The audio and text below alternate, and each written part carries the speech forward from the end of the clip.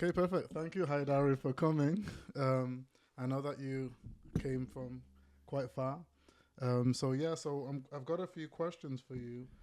So first, I'm going to ask you a bit about your research, and then I'm going to ask you more like philosophical questions, and then about things like the death penalty and free will. We kind of spoke about it before when we first met, but yeah. So I'm going to start with the first question.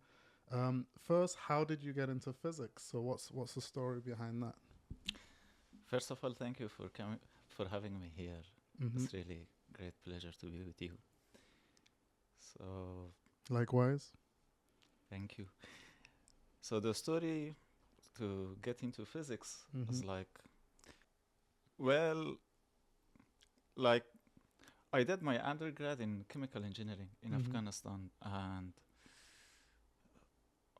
it was like between 2009 to 2012, and that time we were like progressing in all aspects, like Okay. socially, economically, and in education, but at the same time we were suffering from the lack of professionals, especially like professors. When we entered the university, like during the first and second semester, we had to study extensively like mathematics, physics, Hmm. basics in engineering department. That time we all realized that, oh, like we really don't have a lot of professors in this basic subjects even. So that was a kind of motivation to get interest into physics. So I was like looking at Wikipedia here Okay. and there, some topics, and then maybe it's like nature of college and university, we get into discussions, philosophical discussions Okay. with others. Then we start wondering that, oh, what's true and what's not true. Uh huh. Um, in some stages, we come into doubt about everything, about our Hmm. beliefs, religion, the way we see life, Yeah. philosophy, and we really cannot distinguish clearly, like who is talking about the truth and who is just playing with our mind. Okay. So, in that point, physics looks like something solid, and it's like, oh, this is something I can rely on it, I can trust, so I'm going to study this. Hmm. Let's see where this will lead me. Maybe I was like third grade in university, I was a junior student that I was quite sure I'm gonna study physics Hmm. for my master's. Then after graduation, I keep looking for. That time there was no master's program for physics in Afghanistan, so I keep looking for scholarships Okay. outside. Then after 2 years, luckily, I got a chance to study physics in Korea, so I just Great. grabbed it and I came here. Great. And so, what did you specialize in? So, what part of physics? So my specialization is in quantum phases and devices. Hmm. Uh, And what is that for people who wouldn't understand? What does that look like? so from its name, you may guess that it's about Hmm. quantum physics. And what we do basically, we study nanomaterials Hmm. for applications in nano devices. Okay. For example, one famous material that we focus on is graphene. Hmm. So we modify graphene for different applications in field effect transistors and optoelectronics. Okay. So, where would people find this? Like, what everyday devices what would people find this in? It has like very wide range of applications Hmm. uh, from biochemistry Hmm. to transistors. Like currently, what we use in our technology is like silicon-based Okay. transistors, but there are a lot of efforts going on to change it to carbon-based transistors, which translates to graphene-based Okay. transistors. So if we can make this transition, the capacity of our devices would increase dramatically. Okay. However, there are some technical gaps Hmm. uh, that need to be overcome before industrial applications. Hmm. So what we do, we work on those gaps. Okay. Great. Yes. So you work on those gaps. And how does it look at the moment? Does it look feasible? Does it look difficult? Is it something new, completely new to physics? Well, it's like now more than a decade, almost 2 decades that Mm-hmm. people are working on it. So I can't say it's something new to physics, but still we are not very close to the point that we can industrialize it. Mm-hmm. So if I go like little more technically, to apply graphene for field effect devices, we need to create a band gap in its Okay. energy diagram. So there are many methods that we can create that band gap, but it's very tiny. Mm-hmm. We need to increase it, and that does not look feasible for now. Okay then. Yes. But however, we still can use it for different types of applications, like for transparent or flexible screens. Mm-hmm. But for electronics, still there is there is a way to go. Okay, great. So it sounds like the Koreans have got the physicists basically moving forward in terms of the technological revolution that has kind of led South Korean, flourishing, right, in the last 60 years. That's true. That's true. Like this technology and science always come together. Like Mm-hmm. they are like this electromagnetic wave. One pushes the other to Mm-hmm. go forward. So, as you said, like South Korea started with technological part, but now they are at the edge. Mm-hmm. So they need to invest for cutting edge technologies, Okay. which requires advancement in basic science. Fantastic. So Yeah. So in terms of your research, are you working with a research team, or are you working with a supervisor in any like specific project? yeah, of course I have my supervisor, Mm-hmm. but also I'm working within a team. Mm-hmm. So both are correct. Okay. And how is that? How is the team? The team is fantastic always. Like it's really great pleasure to work with these smart guys. Mm-hmm. They're incredible. And for me as a foreigner, it's not like only about research, it's also about the relationships between co-workers. Like, Mm-hmm. it's very hard to adapt to, like as a foreigner, adapt to the Yep. society. But my Korean colleagues are always very helpful, Okay. like throughout my studies and now that I'm working as a researcher. Okay, great. So they're always very helpful, like more than my expectations. That's very nice. And so do you speak in English with each other or Korean or a mixture? Well, when we want to discuss about like technical things, Mm-hmm. we speak English, but for like daily conversations, what do you want to eat for lunch Mm-hmm. and how about this, that, then we use Korean. Okay then. Yes. Fantastic. Great. And so how many years have you been working in Konkuk University now? So I started my PhD in Konkuk University at 2018, Mm-hmm. and I graduated like just 6 months ago. Since then, I'm doing my postdoc there. Okay. So, like, from 2018, how long? Now it's like 7 years almost, right? Okay, 7 years. 6, 7 years. Right. Yes. And do you like it? Do you miss home at all? Well, of course, always we miss home, but Mm-hmm. at the same time, now I feel here is like my second home. Mm-hmm. Thankfully, like I have very good relationship with my supervisor, with my colleagues, and Mm-hmm. I have been at Konkuk for a long time, so it really feels like home now. Okay then. And there is another thing, like as you know, I'm from Afghanistan, Mm-hmm. but I have been in Afghanistan just for 7 years. I Really? left there. Okay. Yes, before that I was born and like grew up in Iran. Yeah, I remember you telling me. Yeah, Right? so I finished high school in Iran, then Mm-hmm. we just moved to Afghanistan. I attended university there. Okay. Then, so totally I lived in Afghanistan for 7 years, and now I have been in Korea for more than 7 years. For more than 7 years, So right? this is kind of like my second home, right? Great. And so how old were you when you were in Afghanistan. So when I entered Afghanistan, I was 18, Mm-hmm. and when I came to Korea, I was 25.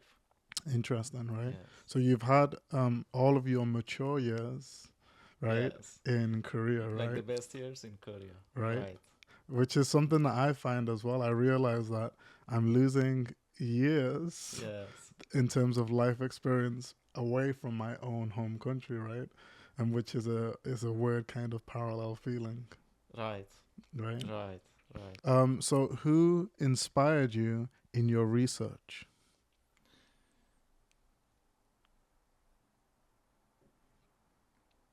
Well, I can't pick like a specific person Mm-hmm. that inspired me for my research, but it's like a process. We get interested Mm-hmm. first generally in a field, Mm-hmm. then we go through it. Then like the process lead us. Like it's not like we have that specific vision that I'm going to do research on that Okay. specific topic, but it depends on many factors like what opportunities are there, what facilities do you have, Mm-hmm. and also in which team you are working. Of course, my supervisor Yeah. and what projects he has in hand Mm-hmm. has a big part in developing that interest in me, Okay. right? So I would say to conducting research on this topic, yes, like my supervisor has the biggest Mm-hmm. influence, no doubt in that. But in general, it's a process, and many people give like ideas.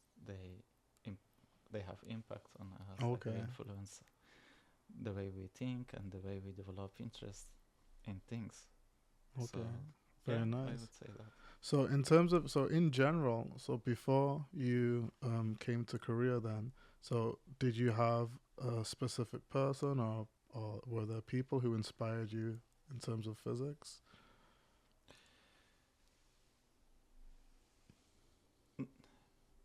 In terms of physics, I think it was like more my personal Mm-hmm. interest. And the situation was more impactful than people around me. Like when you feel lack of something in your life, Mm-hmm. you crave for that. Mm-hmm. And as I told you before, like that uncertainty about the ideas around me, Mm-hmm. like searching for the question that what's this life about? Mm-hmm. And where is that solid foundation that I can build my system of thought on it? Mm-hmm. So this search led me Okay. to physics, to study physics, to get interest in physics. But I can name a few people that they had the biggest influence on my thought process Mm-hmm. in my life. It's not just about physics, it's about how I see life, Mm-hmm. like my philosophy Mm-hmm. and my vision, Mm-hmm. although it might not be the, the, the clearest and the greatest, but Mm-hmm. whatever I got, like. So in my childhood, I would say, like up to graduating from high school, my father was very influential. Mm-hmm. We were living in Iran. As I told you, I was born in Iran and I grew up there until I finished high school. But we always lived as a refugee family, so we Mm-hmm. were kind of we didn't have access to many things that Mm-hmm. a normal citizen would have. Mm-hmm. So besides getting education in school, uh, I was getting a lot of home education from my father. Okay. He himself finished high school in Afghanistan before moving to Iran. Wow. So he was not like very highly educated, Mm-hmm. but he always had that interest that, oh, I want to pursue my education. Mm-hmm. And he wanted to go to university, but because of his situation, he couldn't do that. He had like responsibilities about family, he had to work. Mm-hmm. But what he did, like, he always bring me books, Mm-hmm. which was something most of parents wouldn't do that time in that life, That's great. like people around us. Mm-hmm. And Another thing which was very great now when I think about it, every night when he came back home from work, of course he was very tired and frustrated, but he always took a book in front of him. Most of the time he was not even reading it. And after 5 minutes he was like falling asleep. But that has a big impact on me. That, like, because I could just read the title of book and I was like, I wish one day I'm smart enough to understand what's going on in that book. So then he was making this a small shelf in our home, like bringing books and keeping them there. And yeah, he never like pushed me to read a book or something, but just by showing me, he had a great influence. Like, fantastic. So yeah, I was like I remember when I was in elementary school, there was a book from a big philosopher, Iranian philosopher. So I tried to read it. In the first page, I couldn't understand the vocabulary. Then I just put it back, and I was coming back to it like every year to see, am I smart enough to understand the first page? So when I was in like middle school, I could read some, I could understand something, but still it was like very hard. Finally, like when we moved back to Afghanistan, we still had that book, and when I was like senior in university, I read it and I could understand. I was like, okay, now now I'm smart enough. Right. So in that way, my father had a big impact. And another very good habit that he had, he used to like turn off the lights, and he just turned on this gas light or candle. And he asked me to sit with him, and he just pick up a topic, and we talk about it. We just talk about it. Like that greatly influenced me. Like, amazing. So he was showing me there are, when we are younger, we feel like, oh, I'm so smart, I know everything. Yeah. So he consistently was showing me that there are many things you still don't know.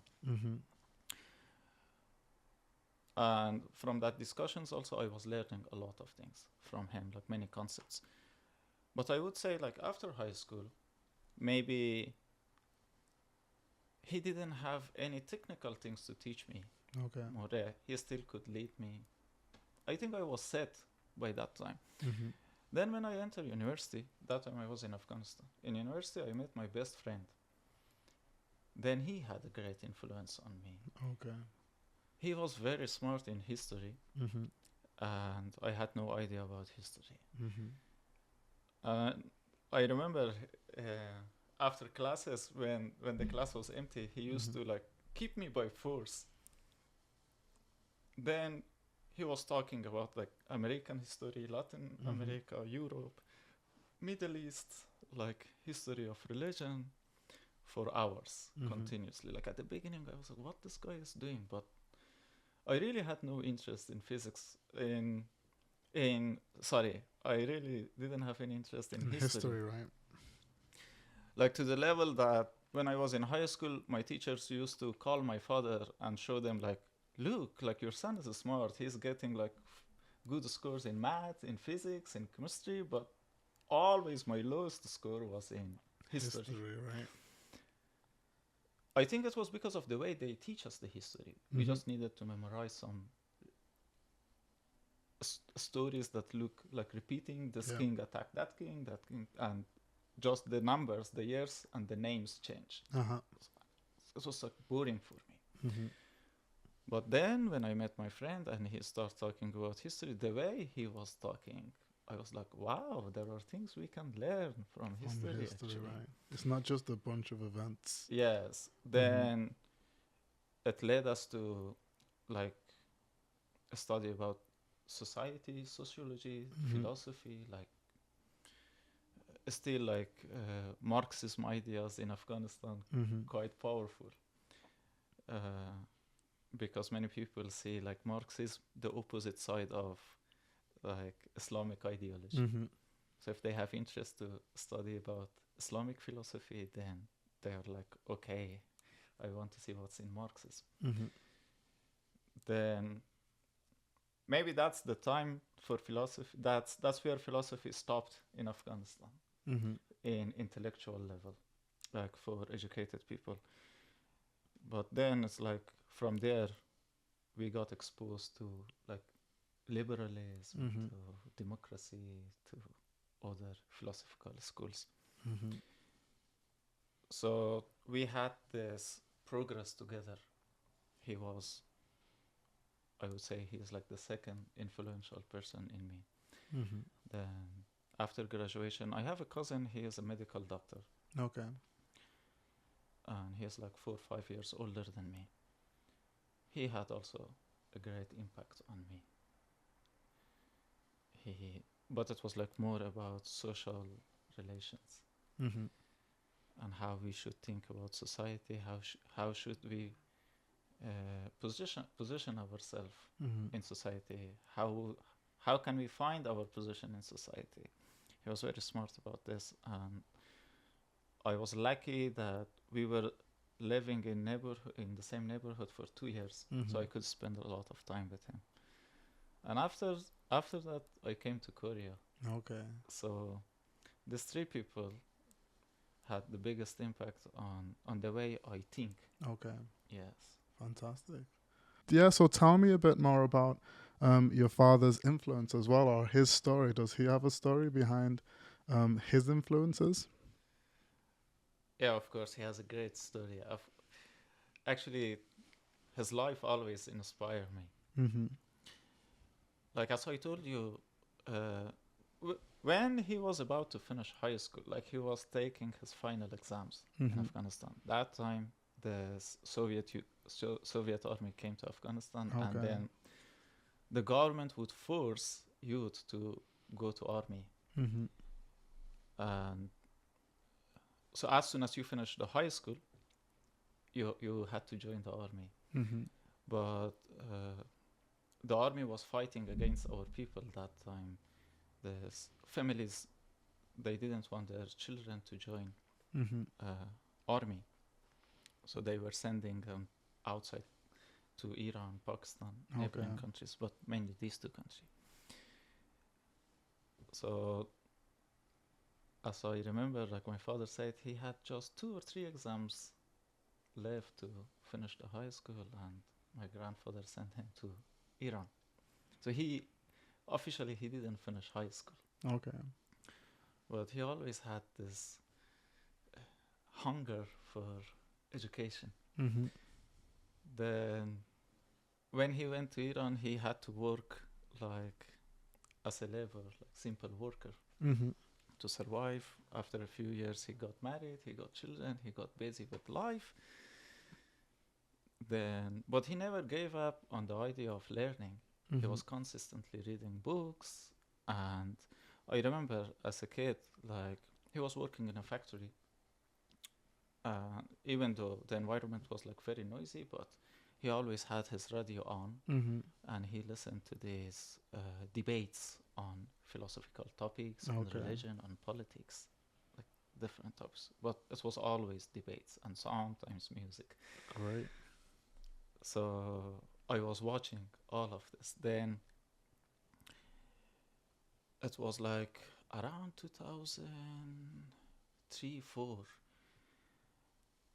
He got a chance to attend short-term classes on journalism. Due to that, he could get a job Mm-hmm. as a journalist. Then that led him to move to Afghanistan. Like he moved to Okay. Afghanistan as a journalist, as a reporter. Wow. So, and that was like a very good chance for our family also. Then when we moved to Afghanistan, like after a year, we have the same system like Sunun in Korea. Like Mm-hmm. to enter the public university, Mm-hmm. we have to pass the exam. And if we fail, then we have to go to private university, which is expensive. Like Mm-hmm. we need to pay the tuition fee. In public universities are free in Afghanistan. Then he was waiting for me. I didn't know that. Like as soon as I passed the test and I entered the public university, then he finished those 2, 3 remaining exams from his high school. He Mm-hmm. got the certificate, and he enrolled himself in private university and he studied law. Okay. But because of his background, like he was reading books for a lot of years, so he was better than most of his Okay. teachers in university. Okay.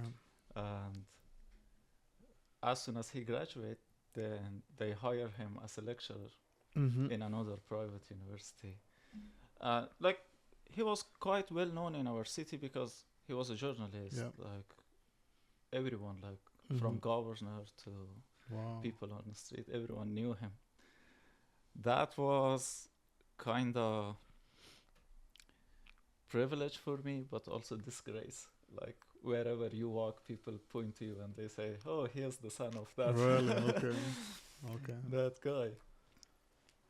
So I could see him, like when he was going to university, I could see him. He wake up like 5 a.m. He has Mhm. a family, he has a job, Mm-hmm. and he wake up 5 a.m. He read his books, like his subjects in university. Mm-hmm. He just study for an hour and two. Then he prepare breakfast for the rest of us. Mm-hmm. Then he go to his work, and at night he go to his classes in university. Like I don't think that's something most of people would want to do, Mm-hmm. especially when you already have a job, Yeah. like your life is settled and you already have been through too much Mm-hmm. problems in your life. But the way he was doing it was impressive for me, that it was so easy for him to do this. It was with peace of mind. Mm-hmm. And then, like, he built this life. Mm-hmm. He established himself as a journalist. Mm-hmm. He was having lectures in university. Then again, Taliban came. So Mm-hmm. again, he had to leave the country. And now in his 60s, he's Mhm. doing the same job in the same type of factories that he was doing like 20 years ago. Wow. But again, when I talk to him, like, he has no pain. Like, Mhm. he's not suffering. He just take it as life is like this. Mm-hmm. Like, this is the situation of my life. And he adapts. It does not, for him, his situation does not define him. Okay. That's something I wish I can take from him. I don't Okay. have it. Like, the outside situation influence Okay. my mind stability a lot. So he has very high self-esteem. That's what it sounds like. In a Yes.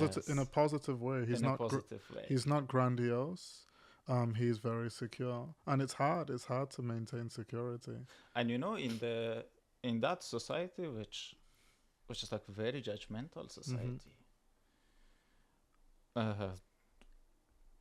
many people that had like good jobs, like professors, managers, and they lost their job, they feel shame to do that kind of, we say 3D job, right? Mm-hmm. Like working in factories, physical labor. First of all, they feel shame to do it, and because of the situation, if Mhm. they're forced to do it, then, like, how can I say this? Like, So they feel in society, discontent. they feel like, oh, now Yeah. I'm not respected, and Yeah. I don't deserve the respect that I had before. So they have an inferiority complex in Exactly. the job, right? Yeah, that's a very good Okay. word. A kind of complex. Or a superiority complex. It depends on which way you. It depends on their exactly. Like, it depends on their position, like Uh-huh. where they are in society. But what I saw in my father, no, like he really does not see himself as a title of his job. Mm-hmm. So that's something I still lack. Okay. Yes. So in that regard, I see him as a great man, Mm-hmm. and I like to add this also, that when I was younger, I was thinking that he is reckless Okay. and irresponsible. But when my life experience, like with my life Yeah. experience, I learned that, oh no, that's a quality that not Mm-hmm. everyone can have. So So is that more to, is that the risk taking? When you say reckless, do you mean that he took more risks? he always take risk, Okay. like a lot of risk, and he always fail. Okay. Like he's not really great in business, Mm-hmm. but I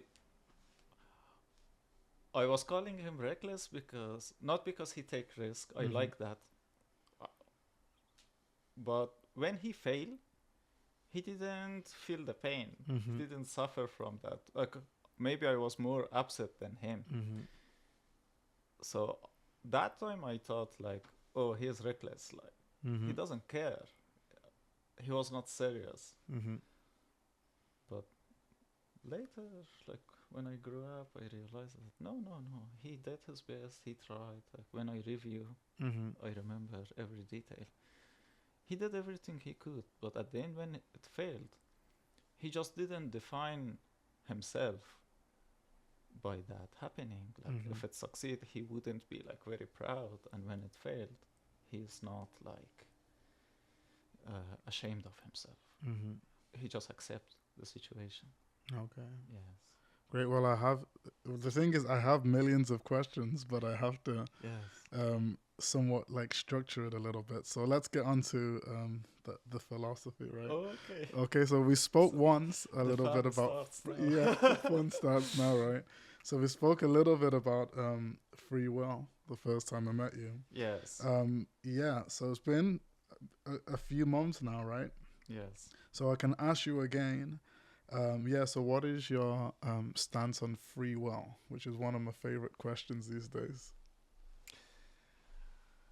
Well, so there's one thing for this kind of philosophical questions. Yeah.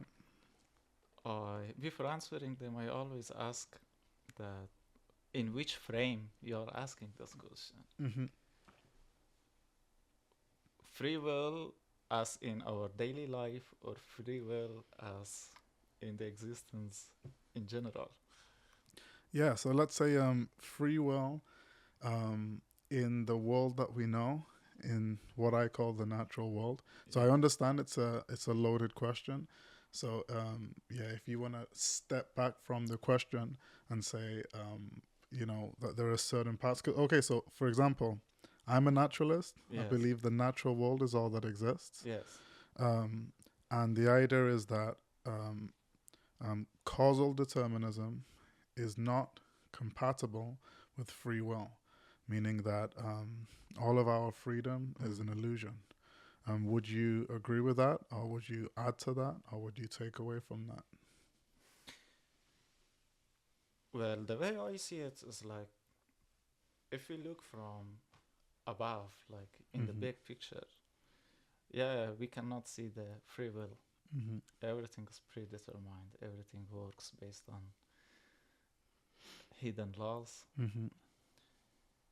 But if we zoom in, and if we zoom enough, especially like on human, on Mm-hmm. ourselves, then we can see like tiny elements of free will Mm-hmm. here and there.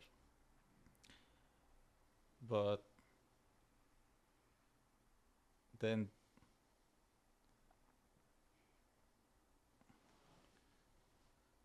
the small actions we take based on our free will, then it has like a great influence in the world in long term, in long time. Mm-hmm. So it's not something that I can answer like straightforward with yes and no. Okay. It's like if we if we look at small fractions of time and space Mm-hmm. into actions of a human, then we may see free will. Mm-hmm. But if we look at the world overall, then no, we can't see. Okay.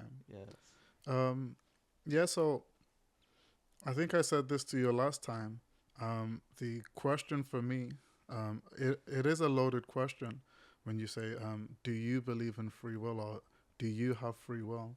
And the reason why is because I look at the pronoun, I look at you, I look at Yes. me, and I say, well, what am I? Yes. So because I'm an identical twin, in my own phenomenological experience, in my own experience of the world, um, what I was able to do, especially when I was younger, is I would always look at my brother and I would always think, why do so many children and parents and people they really they have fun trying to tell the difference between both of us, and they also don't care. Mm. So I'm kind of like, okay, we shared many similar experiences. We had the same genetic blueprint in the world, and we were too similar for people to care about our individualism. And so only when we spent time separated, when we started to get to our late Donarian years and early Vicenarian years, did I see that we started to build more of a distinguished and discernible character in which you Exactly. could say, right, okay, so this is Aaron and this is Yes. my brother Lucas. Um, so when I look at you, I'm kind of like, who am I? I'm kind of like, wait, I'm carrying the genes of ancestors that have evolved through the means of natural selection for millions and millions of years. Exactly. And then when I look at my brain and my consciousness, all of the different parts of my cortex, my brainstem, my limbic system, this is all creating the illusion, but fundamentally, just to somewhat survive and somewhat reproduce, this is my own idea of free will. So my question is kind of, so like you said, where is that small space for freedom? Like where does it lie for you? That's what I'm confused about. So let's go with your example. Mhm. I like it. So as you said, like in the big picture, Mhm. you had no choice in coming to this world, like Mhm. in natural selection, in the way your ancestors went through. Mhm. You didn't have a choice to be born as a twin. Mhm. Then you had no choice on your family, your parents, people around you having fun looking at you and Mhm. as identical people. But think about your childhood, like Mhm. when you were thinking about when the idea was created in your mind that who I am, like what's my difference with my brother, and when was like the first time that you distinguished from your brother, that when you faced something like together, both of you, and you decided something different from him, you separated your way. That moment, that location, that person made that decision by his free will. But for the rest of the story, he had no choice. But that small decision there Mhm. led him to a different way from his identical twin, right? Yeah. So let's say if we had a million identical twins, Yeah. then by each decision we make, we separate our way and Okay. we build our individual identity. Okay. So those moments of decision making, they are that small fractions of time and a space and person that I'm talking about. Like at that moment, we have free will. But so I would ask. So, for example, so let's use the same example. So if my identical twin brother, let's say that we're both looking at a sandwich, right? Yes, And we're both thinking about eating it. yes, Let's say his decision to eat the sandwich would be predicated on being in a slightly different position in the room Yes. to where I'm standing. He can't be standing in the same place as me. Yes. Even from the last time he finished his last meal, Yes. we couldn't have finished it exactly at the same time in terms of the last bite. Yes.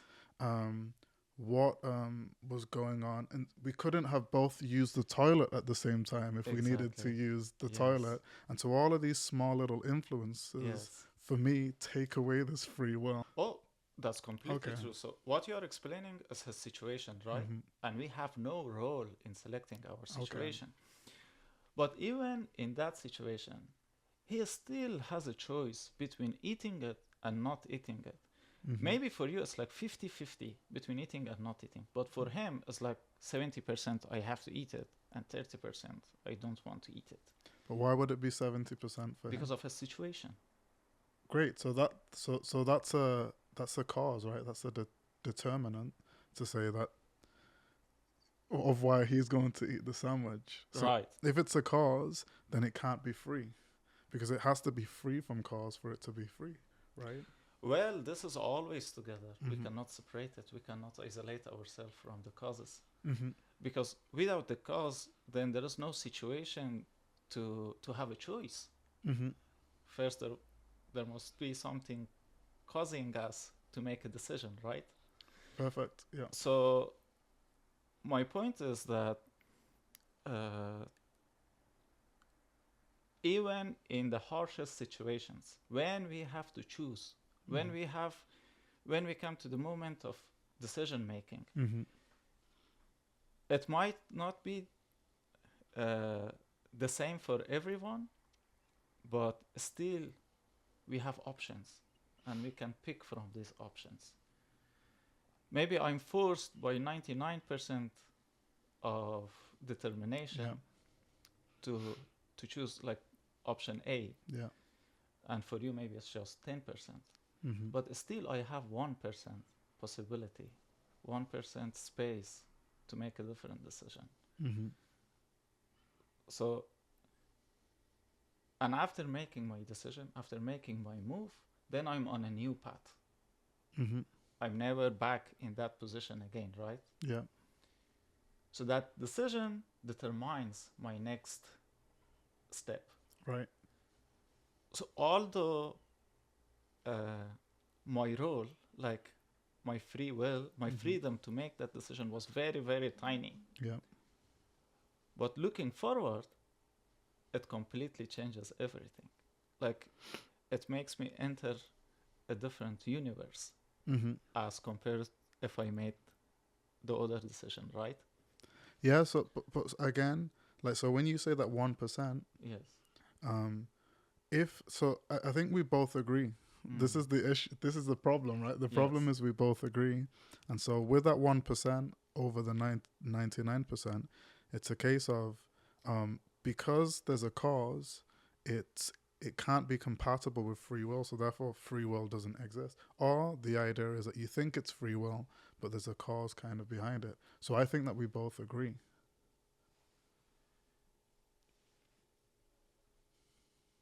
I agree with you on that, Yeah. but here I just want to ask you something. Mm-hmm. Do you have any clear definition of free will?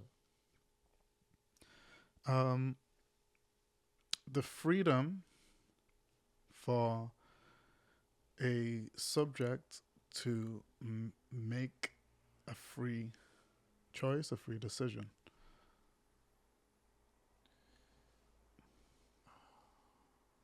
Is that a definition we would agree upon? But here, like, what comes to my mind is like, what do you exactly mean by free? Because for me, it's relative. Mm-hmm. It's not something absolute. I cannot be absolutely free to choose something. Because if I'm absolutely free, then there is nothing to choose.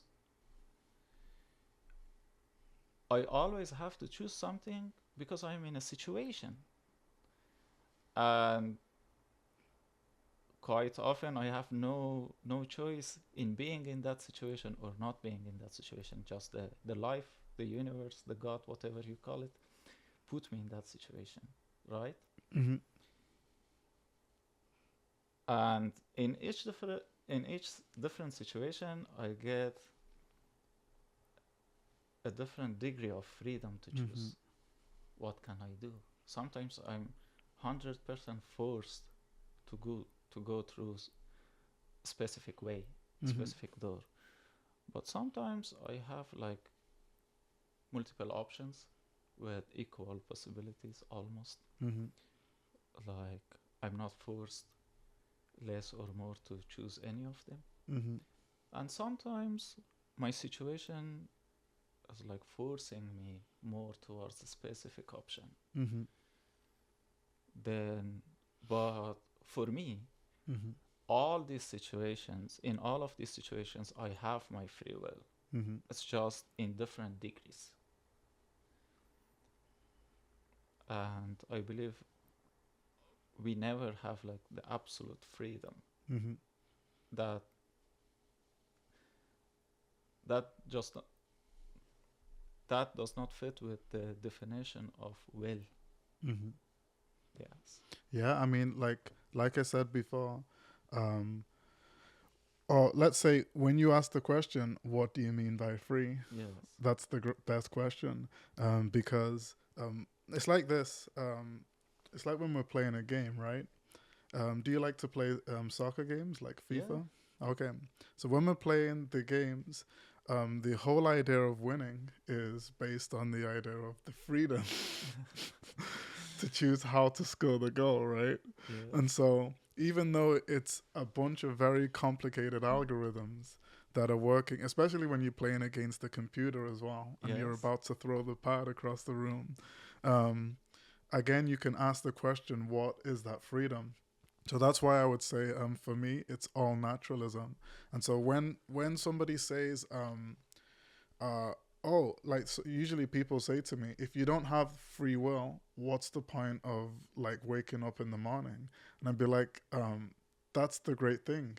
You have illusion that Mm. you have free will. So I call the illusion the freedom. And that's a really, really important part, or the great part where you can say, wait, I can actually try and go against my free will, even the very fact that you're thinking about this, or you had breakfast or you had enough food to be able to think about it. That's why, like, I think it's a good question to say, well, what is the idea of what is free, right? Um, yeah, but I think it links to the next question that I want to Okay. ask. And hopefully it's not a too personal question, but what is your belief in the existence of God? God. Yeah, it's exactly. I was going to Go that ask way, you right? similar questions Okay. because coming from free will, Mm-hmm. so I think it all uh, boils down to the idea that do you believe in a consciousness Mm-hmm. in the universe? Do you believe in a conscious universe or not? Because as you said, like have you connect the naturalism to having or not having free will? Um, how? So I connect it this way. So there are two things that exist in the world. Um, First is the environment, Yes. and then physiology. Yes. And so first came the environment, then came physiology, but it's also bidirectional because of Mm-hmm. consciousness. So we can try and manipulate sociology, which is predicated on the biological substrate of surviving and somewhat reproducing. And so it can be bidirectional. And then, so like I said, so that's how I connect it, just the two things. Yes. So exactly. So my point is there that uh, it all boils down to do you believe in consciousness or not? Mm-hmm. Because if nature is forcing us to make this or that decision, then does this nature has consciousness? No. then from where we get our consciousness, do we have consciousness? Um, Again, we'd have to look at like what's your definition of consciousness? So the fact that we conceive ourselves, the fact that we think either we have free will or not, the fact that we ask these kind of questions from ourselves, maybe we define this process, this mind process, as consciousness, right? Or when we when we uh, when we discuss about free will, we have in our mind that free will points to a specific goal, to a specific point. Like, I want to reach to that point by my free will. I choose to go this way or that way, right?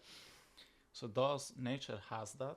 Like, nature is going towards a specific point for you? No. Or it's just No, that random? is that the question when you say what is the purpose of life? The purpose of existence. No, I think it's a loaded question to say. What is the purpose? It's like if I asked, what is the, if I looked at the television and I said, what is the purpose of the television? The television, if humans didn't exist, the televisions wouldn't have an answer, because it'd be like, I don't have a purpose. I'm just used as a tool for humans to have entertainment. Exactly. To deal with their existence. So that's what naturalism is. There is no purpose. There is no end goal. There is. So if there is no end goal in the nature, let's agree on that. We assume there is no end goal. Then does human have end goal? No. In individual level? On an individual level, my answer to this, which is teleology, is the goal for humans, because we evolved in populations, not as individuals, it's to somewhat survive and somewhat reproduce. So you can find sterile individuals, you can find homosexual individuals, you can find, the gene works in very sophisticated ways. That's how I see it. No, let's say for us, humans in 21st century, as individuals, do we have purpose in our life?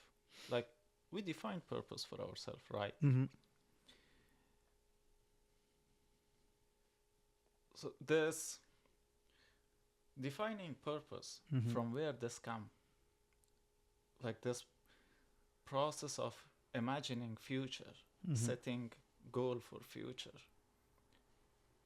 Why we have this process in our mind?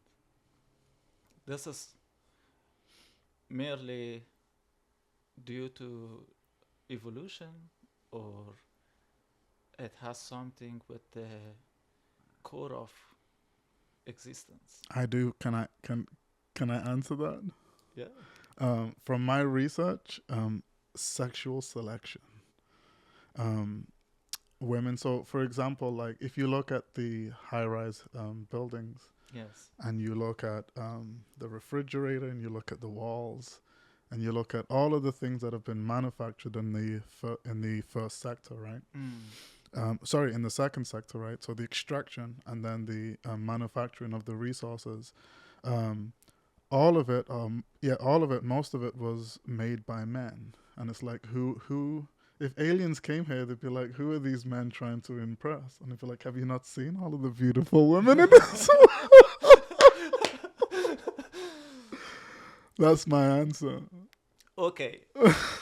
What I want to take from this is, like, you agree that we have this vision for future, we have this purpose, we have this way in our mind that I want to go through this. Isn't it free will? Because we already say nature does not have it in its core.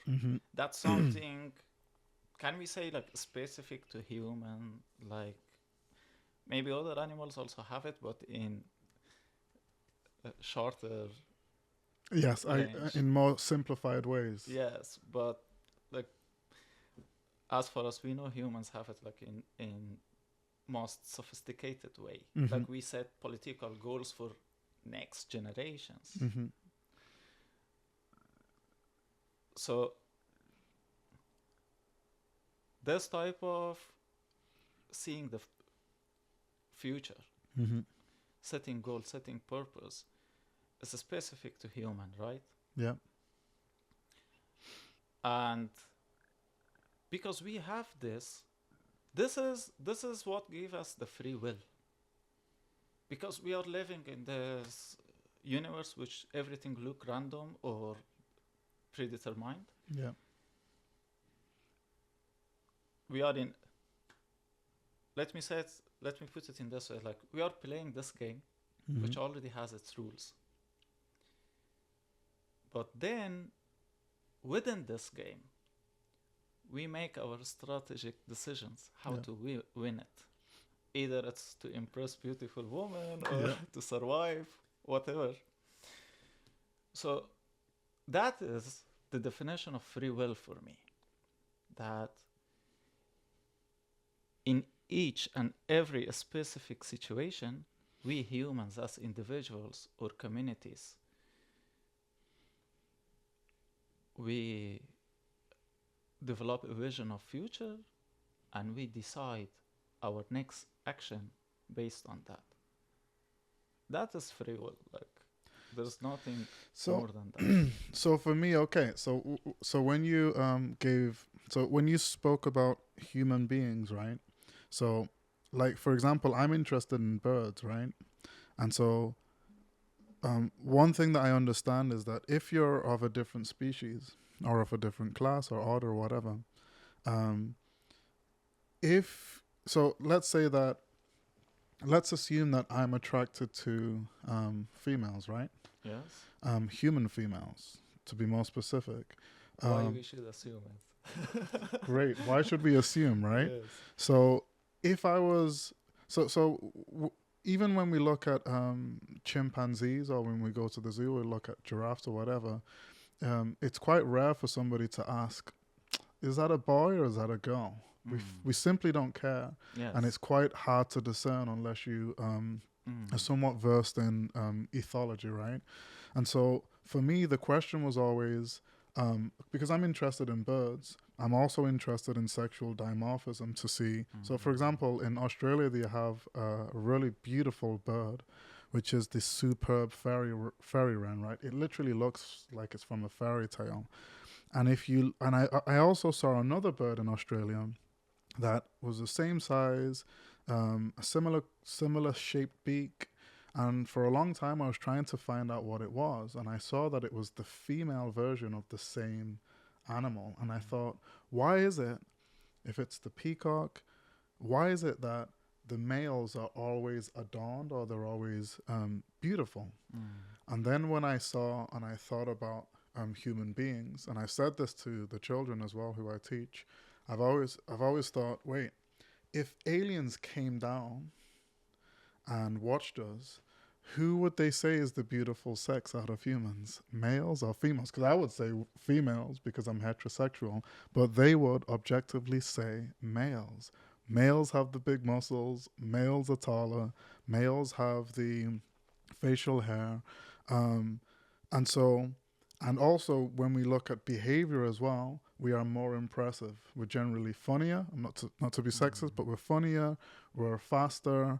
We tend to be smarter. Not genetically, Yes. but in terms of like life teleology, right? In terms of the goal. And the reason why is because we have a burden of performance for the female. But if my burden of performance was that of a chimpanzee, then I would do all of the things to impress the female chimpanzee. So she doesn't care about doctors and all of that stuff, right? The female chimpanzee. She cares more about whatever a male chimpanzee does to impress her. And I think that's where I say all of the free will that the male thinks he has of being a human is taken away by the burden of performance that he has for the female of the same species. Do you understand? Yes. So I agree with what you say, but I don't see the human evolution only based on sexual desire. Because if it was just based on sexual desire, we must just get bigger and bigger, like stronger physically. But we should never get smarter. Okay. But we are getting smarter. We had philosophers, we had prophecies. Why we had that? I think other than sexual desire, sexual need, there are other needs also for man. Man, I mean human. Mm-hmm. Like, we look for the meaning for our existence, for our life. The search for meaning Mm-hmm. led us to develop philosophy, develop religion, develop science, and eventually like get smarter and smarter. Mm-hmm. Like we made our heads bigger and bodies smaller. Mm-hmm. We consume more energy in our brain rather than our muscles. So yeah, there is that biological compulsion Mm-hmm. regarding to sex, but also there is this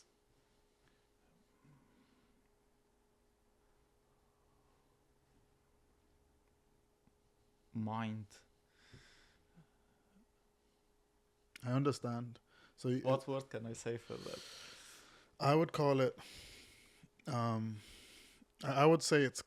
So you also have like a desire or a level of curiosity for other things, Yes.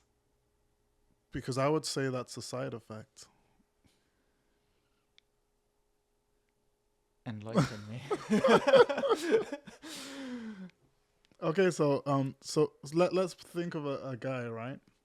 So let's say a male, he's very intelligent, and the female says, right, yes, I select you, right? And so they get married, and now she says, you're perfectly intelligent. You don't need to know anymore. You don't need to read any more books, right?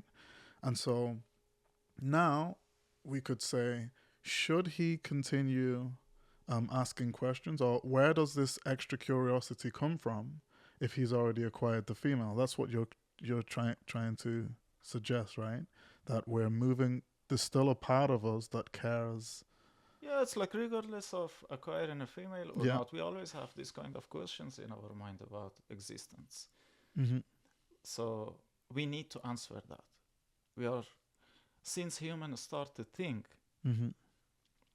we constantly struggle with this question that who we are, what Mm-hmm. is this world I'm living in? We always wanted to build that solid foundation for our understanding of life. Mm-hmm. Why we strive for that? That's what I call consciousness. I saw right in the conversation where it started to get more religious. This is where the theologians take over, and yeah, okay, I feel it.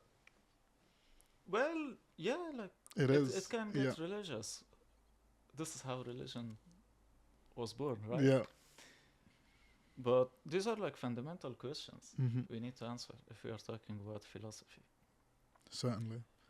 So I don't want to get far from the main point. Yeah. It was like about free will. Mm-hmm.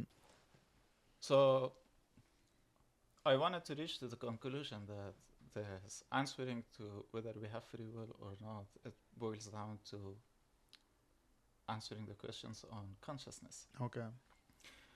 So either way, if we believe there is a consciousness outside human, like in the universe, there is a grand consciousness, then we can say that the grand consciousness, the God, is showing itself. So if there is a grand consciousness, Mm-hmm. it's manifesting itself through human. Like as far as we know, we are the only conscious creatures Mm-hmm. in this universe, right? So in that way, if the universe is impacting us on all the different ways that it has, with all these physical laws, with managing this grand game, Mm-hmm.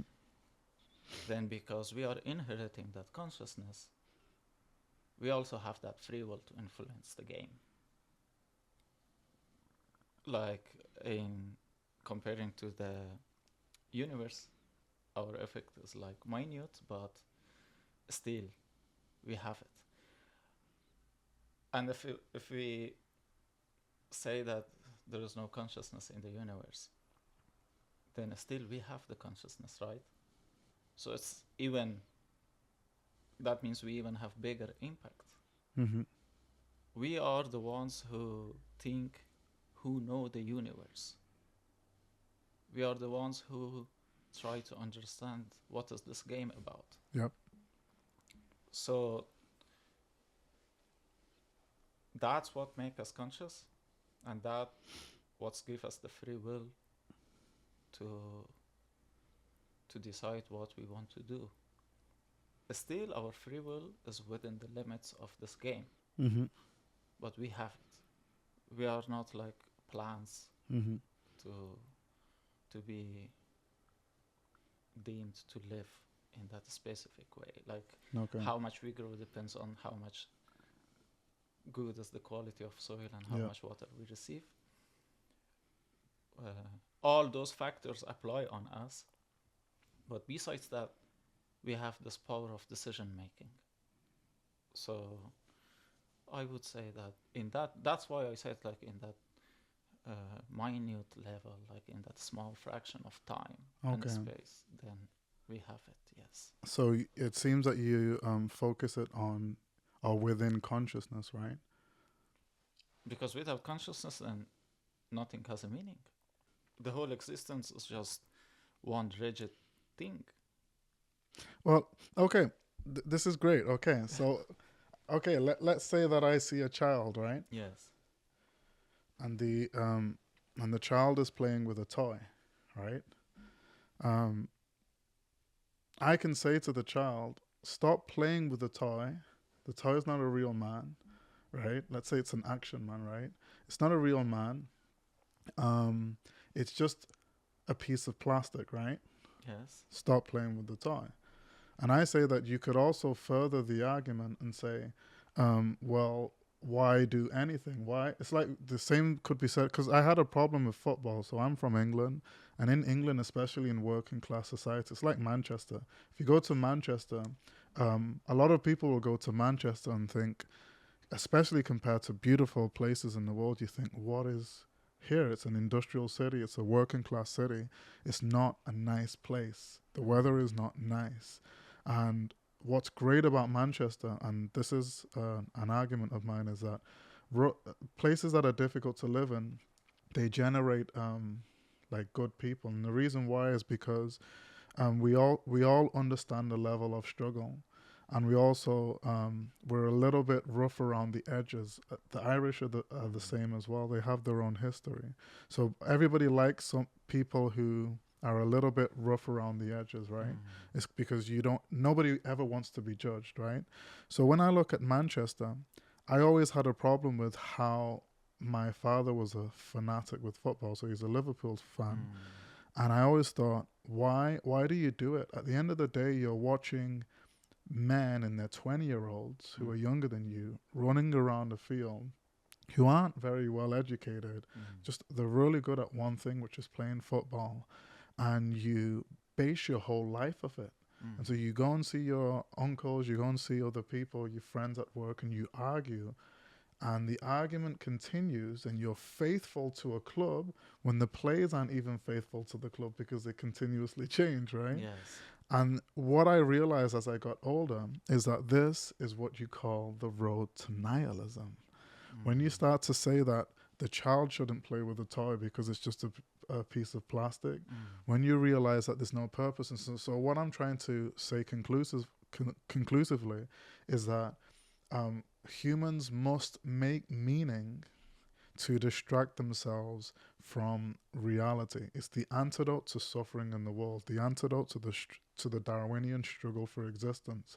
And even though in the back of my mind, I understand that when I die, I probably, like will cease to exist. Mm. Concerning myself with the things that create meaning in this world Mm. is what will help me live a fruitful life. Right. And that's why I think the most meaningful thing that you can do as a human is to have children. Because now your focus is not on yourself and you being this successful person with Nobel Prizes and a Wikipedia page, etc. And so, again, if you see, old men and old women, when they tend to a garden or when they always do the neighborhood watch, right? They become like the patrol of the neighborhood, right? Because it gives them meaning. This is how I see it. Let him patrol the neighborhood. Let him do it. He wants to feel like he's contributing to human society, right? That's how I see it. Well, you have a right to see it in that way. That's a nice way to see it. Right? Stemming from the child who's playing with the doll, we're all doing it.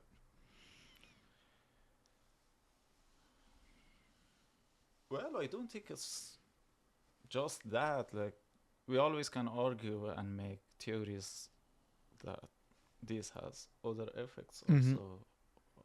I can say like the old man is walking around in neighborhood just because he has nothing better to do. And if you give a better toy, if you give a beautiful girl to, like as a friend to that small boy to play with, of course he will not play with the toy. It's like, as men, we always have it, like even we are kids, we like to play with beautiful girls, right? So again, it's about our situation. So in that situation, for that kid, he has nothing better. He got the toy, and the level of his thoughts, the power of his mind is in that level that the best way that I can use my time, my energy, my body, my situation is like playing with this toy.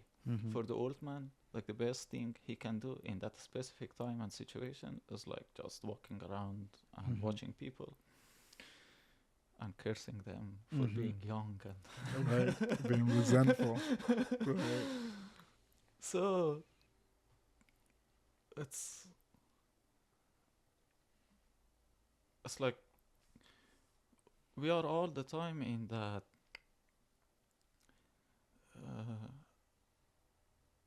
situation of making decisions, like every minute, every moment of our life. And again, I think those decisions that we make is based on our free will. It's not absolute, but to some degrees. Okay. We have it. Okay. Yes. And we have it because we have the consciousness to think about ourselves, to think about the world around us, to imagine the future. So, okay. yes. Great. Okay, so I'm gonna leave it there and ask. Let's call this the last question because it's getting dark, and I do value your time. It's a small question. It's about the death penalty. Can we stick with the existence of God? Yeah. So let me ask it this way, right? In a specific way, because sometimes when I ask this question, I say, "Do you believe in the death penalty?" Somebody will say no, but, and I'm like, "So you believe in the death penalty, right?" Like, is there a crime in the world that would be commensurate to being killed for the action, for that crime?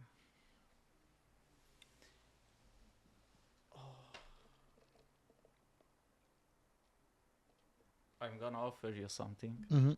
Rather than answering this question, how about discussing about it? Because please, it's like really hard to give answer to this. What I like to say is that is even death a penalty? sometimes it can be mercy. So because sometimes I don't have in-depth studies on this topic, Mm-hmm. or I didn't think too much about it, but sometimes when it happens that we argue with friends about this, it's like if a person is suffering within himself to the level that he enjoys torturing others, Mm-hmm. taking lives of others, if his life is so dark that he has nothing better to do than generating suffering for the Mm-hmm. world, like first we have to ask, can we cure him? Mm-hmm. And can that cure be death? And then also it's related to how we see human. Do we see human as an individual or as a part of community? Mm-hmm. Then we want to apply the death penalty for the sake of individual or for the sake of community. Mm-hmm. Also, it's like another way to look at it is, okay, this guy like killed 2, 3, 10, whatever. Yeah. He took some lives, and because whatever we call it illness he has in his mind, in his body, in his soul, whatever. So he has this problem that he's taking lives from this community. Mm-hmm. So as a community we have two options. We cannot cure him, so we have two options: repel him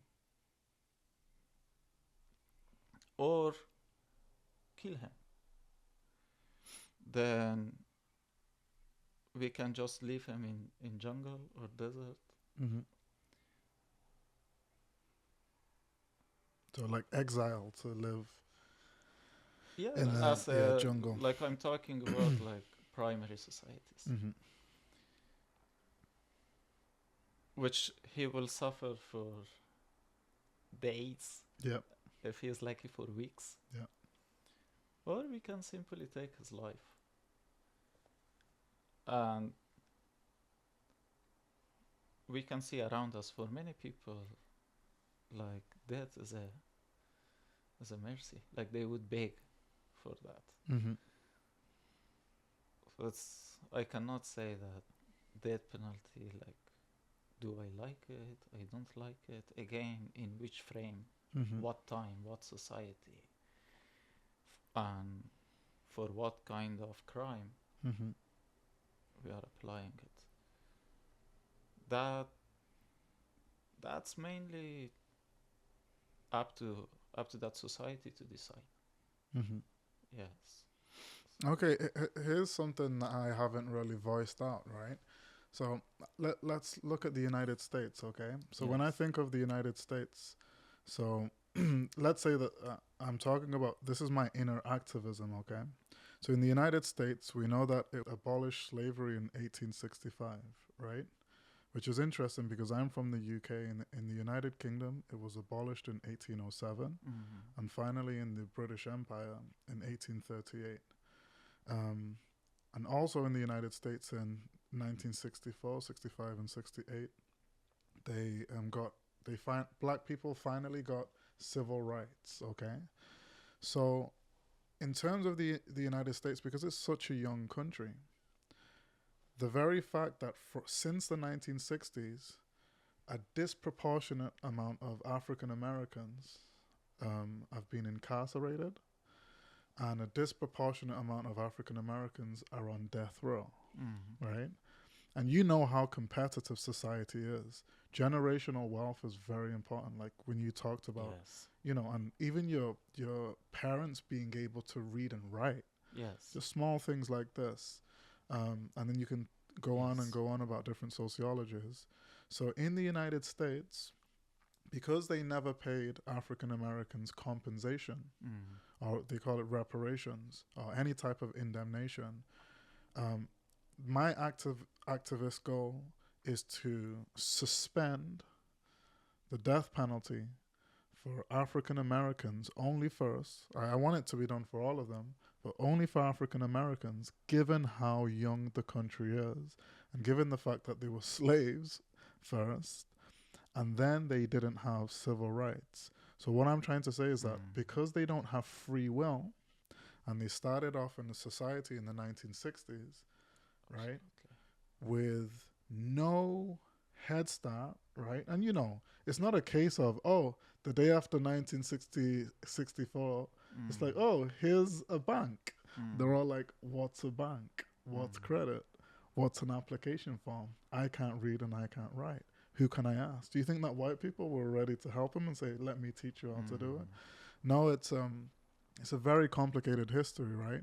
So what I'm trying to say with all of this is that if free will doesn't exist, not that it doesn't, if free will doesn't exist, then the United States is continuing to murder African Americans for determinants that they could not control. And this country, they call their nation the best nation in the world. They love We all do. In Afghanistan, we do the same. We all love America for different reasons, right? I'm a big fan of Michael Jackson, right? Yes. He didn't suffer from slavery. But so using that as an example, and let's extend it, like you said before when we were talking about punishment, you've realized that throughout history, people cared more about how the person died, as opposed to the person dying because they wanted them to suffer because they had like vengeance. Yes. And so I think you raised all of the correct questions when we talk about free will. Sorry, when we talk about the death penalty and free will within it as well. So here I want to raise another question. Okay.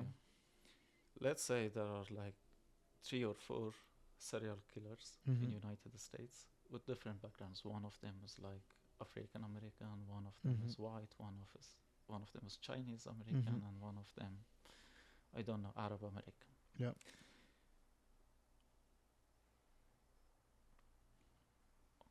All of them are psychopaths. They enjoy killing people.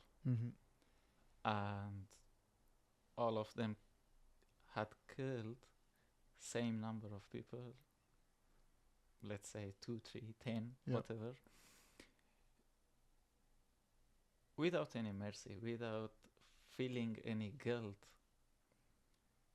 And now we want to punish them. How discriminating that African American guy on punishment would help him? How would discriminating? Like you said, like you wanted to explicitly like remove the death penalty for African Americans. No. So sorry, what I want to do is I want to use their case to stop all of it. Okay. But first, if we suspend one group, because people will be like, oh, no, I know this guy who did blah, blah, blah, blah. If we suspend it and they'll be like, that's kind of true. Because America's young, the UK is not young. So it's harder for people to think about causal determinants all the way back into Rome. Right. But it's easier to do in the United States. Okay, I get it now. So for all of them. Yes. Yeah. Okay.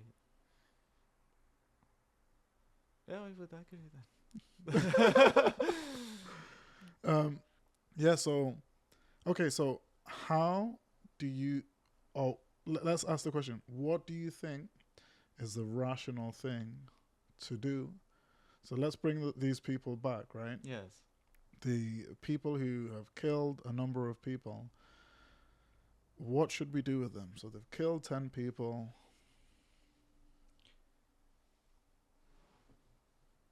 Yeah, heinously, yeah. It's like if we are going to decide as a society about them, here we have to think about the risk and opportunities. So what's the risk if we let these guys enter society again? even after 10, 20 years in the jail. And how much chance we have to change them, to make them like a normal citizen. Mm-hmm. And what other options we have other than death penalty? Can we send them to exile? Can we like dismember them from society? Mm-hmm. So like I don't know how much it's true or not, but in when ISIS attacked Syria, was it 2011? I think so. 2011, 12, that time. So many extremists, they, like, as I heard, Mm-hmm. they were like French citizens and they joined ISIS. Mm-hmm. Then French government identified them and dismembered them, like they canceled their citizenship. Okay. I don't know, this is a true story, but do we have a choice like that? Can we dismember them? If we can do that,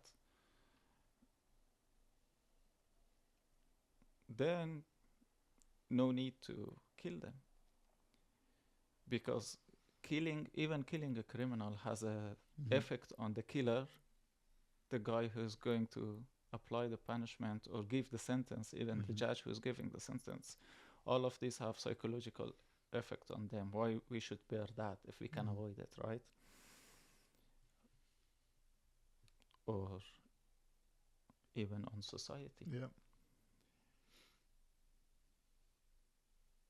So it's like experts need to really Do go better. in depth Yeah. about this. Like, is there any way that we can guarantee that we can educate them, change their mentality, and then let them live in society again as normal people? That Mm-hmm. is like the first option.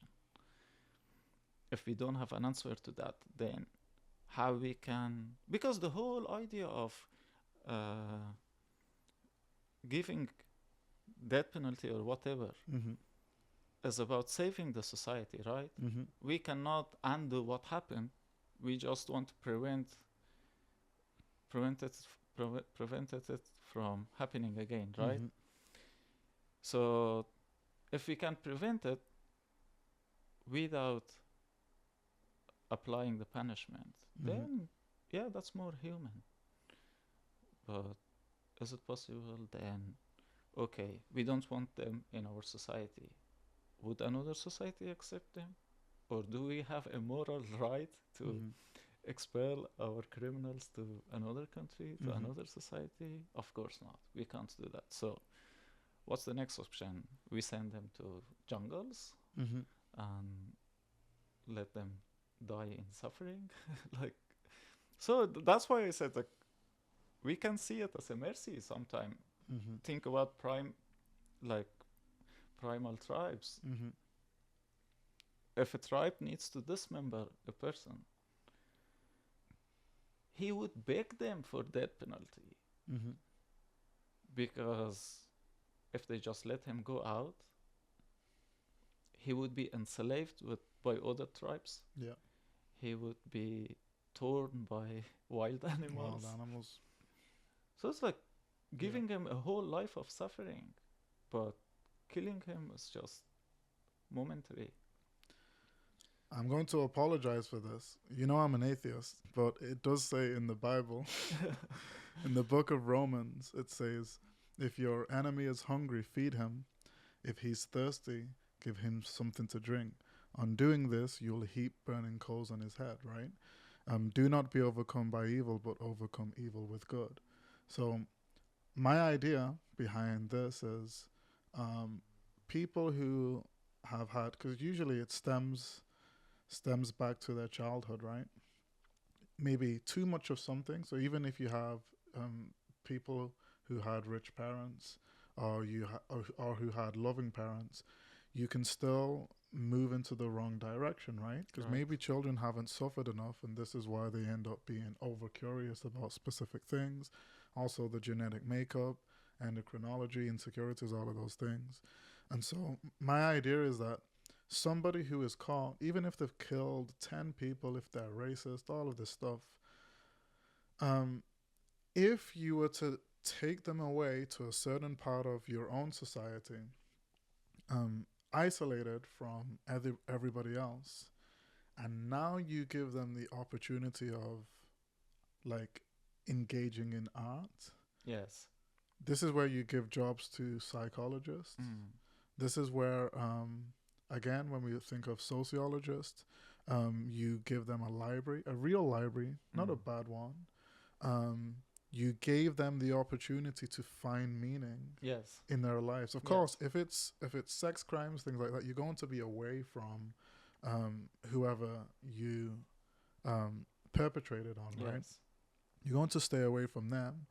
However, you have an opportunity to try and find meaning. Yes. So what people usually think is by creating a bad situation, that's when they'll learn the lesson, then they'll go back out in society and be like, oh, I really needed to learn that lesson through punishment. It's like it doesn't do anything. Mm. So even when I was listening to you before about your story about your father, and you talked about the psychological kind of priming he did with just holding a book.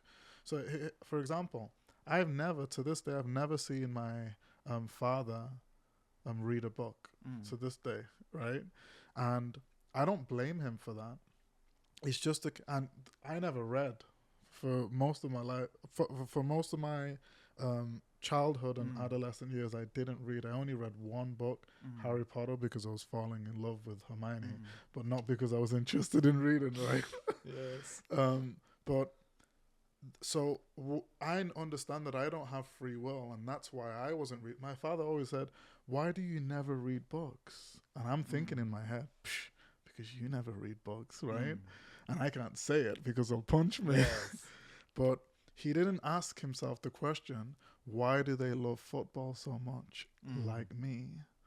Right? It's a case of, this is psychological archetypes that we like talk about in terms of human behavior.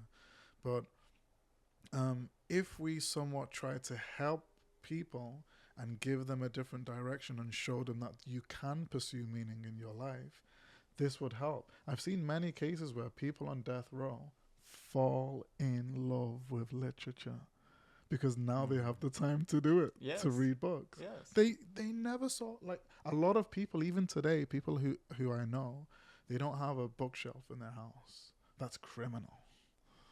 They don't have a bookshelf. I was asking, like, where's your bookshelf? You have children. Where's your bookshelf? Where? They're like, oh, no, we don't have one yet. So see, all of this has that psychological effect. Yeah. Like, who knows?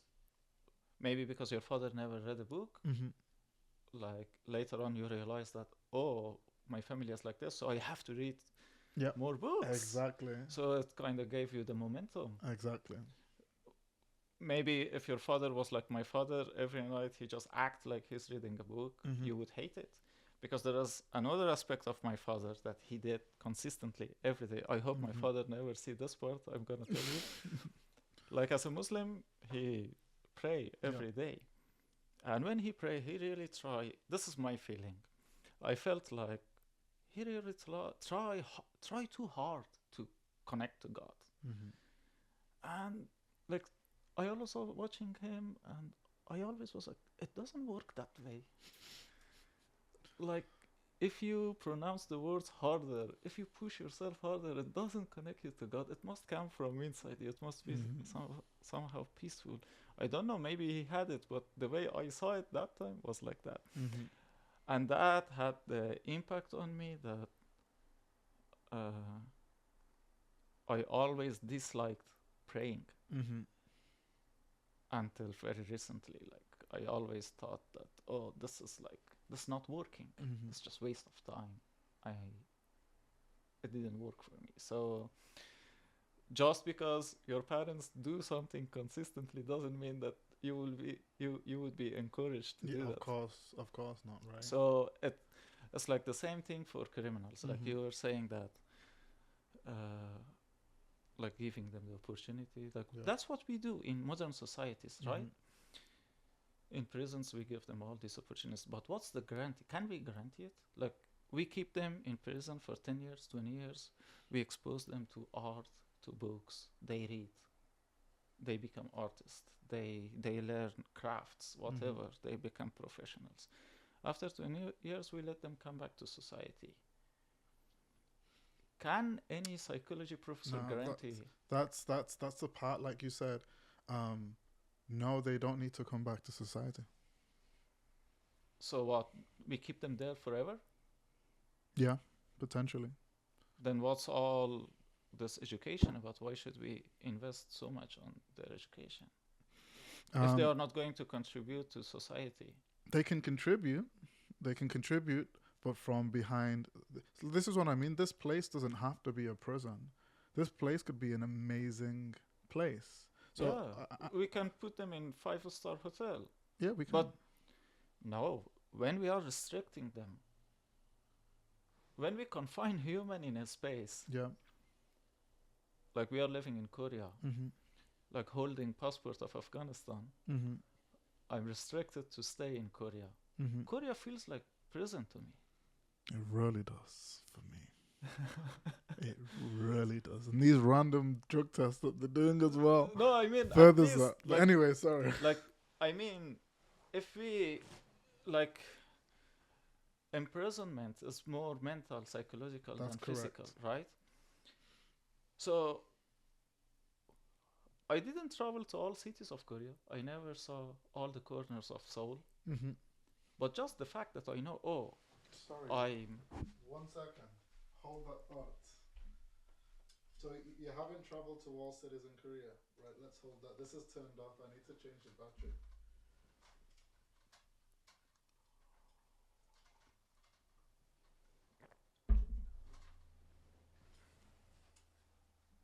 Oh, we are talking already 2 hours. I know. It's you.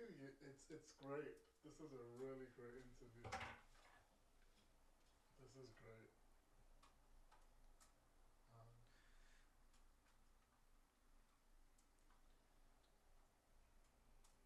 But I think you will edit at least half of it. Like you will remove an hour from this. Do you have like many? Yeah, it's good. So for how long is your videos usually? No, I only did it with I mean, you upload it on YouTube or what? Yeah, I uploaded the one with Gurgly on YouTube. Okay. But because like I don't have lots of followers, it's like a private thing. Ah, okay. But it's still public. People can access it, but I don't advertise it or anything.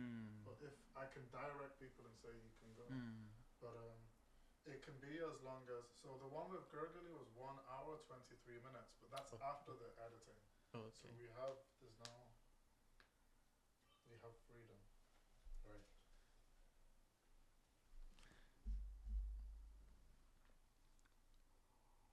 Can you see this camera? This camera is a warrior. Yes. This camera is a warrior. This one fucking isn't. Okay. So you're traveling. Okay. Talking about Korea's a prison. You're traveling all around Korea, right? Yeah, I mean, even though I didn't travel all around Korea, but still I feel like I'm in prison. Like I don't have the right. The fact that I know I don't have the right to go outside the borders of Korea freely, that gives the pain to me. That's the suffering. Then Korea is a beautiful, wonderful country.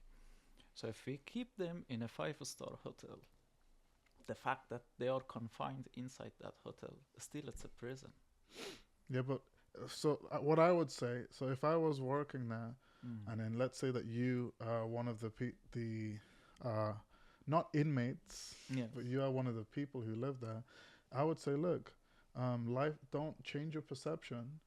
You can escape through literature. Don't go to the library. Shut the fuck up. See, that's what I'd say, because exactly, you can't go like, near children. I'm sorry. You know, the curse with human is that we adapt. So it doesn't matter how good is my living condition. Once I adapt, once I get used to this, and I don't see any progress anymore, Mm-hmm. then it's painful. Okay, I hear you. Yeah, so like if we compare the presence of any presence of this time to 100 years ago, Yeah, to 1,000 years ago, they are much better condition, but still we think they are inhuman. Like, so I it's understand. not about how good we make the condition for them. When we take a human right Mm-hmm. from them, the, the freedom, the free will to go out from that specific space, that's the source of their pain. So, But so let's say that what we're trying to do. So this is about morality, right? So we're trying yes, to find. So this is. So I would use utilitarianism for this, right? yes, Um, so in terms of calculating the best situation mm, for the people who have done something mm, that is so prejudicial towards civilization, mm, this is the part where they have to not take responsibility, but they have to understand. So, for example, if anything has happened to a child, mm, um, you living in a neighborhood with children is just not going to happen. mm, So let's think of the best thing that can happen. So let's be rational and logical and take away the idea of vengeance, take away the idea of suffering, take away the idea of punishment, mm, and think of the best situation. So the yes, best situation would be to take them to this confined space, yes, and then they complain and say, you know what? mm, I feel like I'm really trapped. So let's say that this can evolve. So I'll be a let's say I'll be an activist, okay, and I'll try and get yes taxpayers' money, or try and find a private charity or foundation, fund the money, and take them to a remote island in Hawaii where they can see a lot of different wildlife. They have a plane. On the plane, there are, again, it gives more jobs to security. mm, They take them across on this plane. They get to play on the island, and then they go about just like a field trip with children. okay, And then say, don't complain about it. 500 years ago, you would have been killed. okay, That's what I would say. okay, then let's go with utilitarianism. Okay. Then in that situation, whoever lives under the poverty line would Hmm. just go kill someone because my life would be better. That's a good argument. And also, why That's a good argument. society should take that burden to make that beautiful life for criminals. It I don't That's what I mean. I don't think it's necessarily creating. So, but I mean, by the Hmm. argument of Yeah, utilitarianism, it doesn't make sense. it's true. It doesn't make S- sense. So, if we make like very good living condition for Yeah. them, it doesn't make sense to society. If we put them like in a jail with very bad condition that they suffer, then rather than again by utilitarianism, Hmm. like rather than giving them pain for decades, But just but can I add in something then? yes, So so because we're talking about a hypothetical situation, let's talk about rationality evolving in the next, let's say, 700 years, yes, right? So, what I believe within this, because of the technological revolution we're undergoing, I think that the universal basic income is going to yes, come soon, where okay, soon there will be no homeless people at yes, all in the world. yes, And so, what would you rather be? Would you rather be a person who's at the bottom of the dominance hierarchy, who gets benefits from the yes, government and doesn't do anything, but you can have the option to game every day and go out and try and do something to contribute more to society?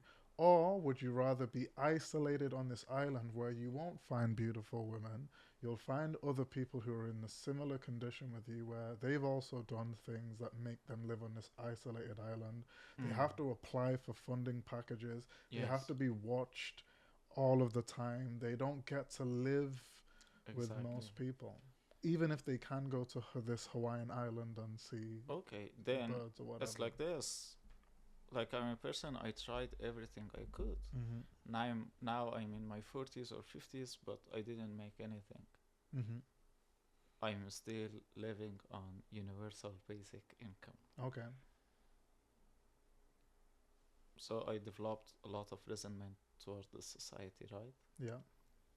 And if I do something crazy, what punishment I get? They send me to a beautiful island in Hawaii. No, not. Remember, this is just a field trip. They don't go to the beautiful island Hawaii. That's just a field trip. They still go to the The isolated place. 5-star hotel. Let's not call it 5-star. Let's not exaggerate. Let's not make it 5-star. No. Let's say 2-star, two I, to 3 stars. I mean, wherever we are holding these prisoners, Uh-huh. wherever we are calling it a prison, the living standards must be worse than the lowest living condition in society. Wow. It's very true. For that to make sense, for For society it's to make very true. sense, right? So then, for these people who are living in that condition, it's permanent suffering. Like we are putting them in a painful condition. Because doesn't matter how much good it is. They were living in the society, which Mhm. was better than this. Then now we are bringing them to a place that is worse than what they were used to be. Mhm. So and we want to hold them until they die. Mhm. They have no hope to get out, and doesn't matter how much they try to become great artists, philosophers, scientists, whatever they do, they will be there. They know that. So they have no motivation. Unless they are like Buddha, Mhm. they would be in constant pain. Mhm. So isn't death penalty mercy for them? Okay, so now we'd have to throw in euthanasia. Is it a case where it's better to have voluntary euthanasia and clinics that, this is a whole different argument, but I think it has to be invoked. Is it a case that euthanasia should be decriminalized and brought to society as an option? Because what I also think as well, I think this goes back to the Marxism at the beginning. So this is the assumption is that we're living in a capitalistic society. And so if we're in a capitalistic society, like, the radical left, they hate all forms of hierarchies, they hate competition. Capitalism is the best system that we have out of all of the worst choices that we have. And my problem, this is where my Marxism comes out. My problem is not with the top of the dominance hierarchy. I don't think Elon Musk is any happier than the average person. My problem is the bottom. Because we don't have free will, things don't work out for people at the bottom of the dominance hierarchy. So things like the universal basic income and using AI to get people out of that type of turmoil can help them. So if we create what I'm trying to say is that if we create a society in which it's better for individuals to still have the freedom to live, to be with their family, to have friends, this exceptional kind of prison, let's call it a prison, this exceptional prison would still be worse than the bottom of the society outside of the prison.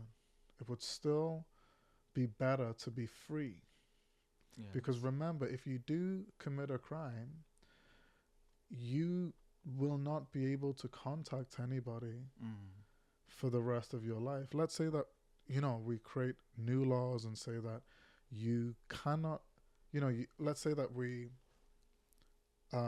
restrict and limit how much you can communicate with people in prison. There are no weekly visits for these exceptional groups, because let's say most people who commit crimes can come back into society, but people who kill people, who are people who should be on death row, or people who have sex offense cases, child sex offense cases, they are the people who would probably stay there for the rest of their life. Right. So my question is it a case that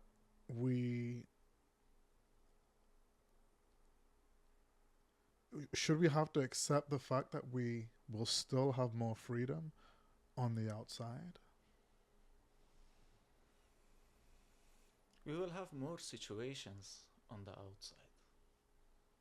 So these more situations give us more. So I think, yeah, like when we are confining people in specific area, we are limiting their interaction with the rest of world, right? Yeah. So they have less options for interaction, and as a result, like they are in less diversity of situations. Like as we started, like when we are in situation, then we have free will to interact with that situation, right? Yeah. So if we limit that board game, yeah, if we put them in a specific area that they can have limited interaction with their environment, with their surrounding, then they will be in less diversity of situations. Yeah. So they will have less free will, less opportunities to apply their free will. Yeah. We can say it in that way. Definitely. And so does that make it better or worse? Depends on the person. Yep, and their situation. If I'm a koala, I would like it. Yeah. But if I am a human being? Yes. No. Because we're the most social animal. Yes. To have existed, yeah. Especially like after I'm used to live in this life, like whatever, like comparing to the prison, whatever life we have is exotic. So changing this condition to a very limited situation, could be painful. And I think it's a sociological issue as well. So for example, let's take your example when you said that somebody at the bottom of the dominance hierarchy is thinking, wait, it would actually be better for me to go to this enclosed space. If this person is feeling that way, or let's say we find a pattern, because we're always going to have exceptional people or exceptions to the rule where they'll be like, look, I just want to have fun. I'm going to go and kill 7 people, and then I know I'm going to end up in this place. But if you start to see a pattern, that's when you realize it's not the individual, it's a sociological issue. So this is where, I think psychology has grown very quickly. People are really interested in psychology. So this is a case where you can say, right, we need to create groups. We need to create things that will help give meaning to people in their lives, right? And then we can find those people. And look, Korea is a great example. Korea can be criticized for many things, but there is a meaning to its safety. There are things that are sociologically accurate, are sociologically better than places in the other side of the world. Of course, albeit they have a different genetic makeup, which is very different to the old world or the Western world. But also sociologically, there are things that are accurate. Your children are safer here than in other places in the world, right? Walking around. However, there will always be exceptions to the rule. Physically safer. Physically safer, yeah. Yes. Psychologically, no. Psychologically incarcerated. But look, this is not a roasting session for South Korea.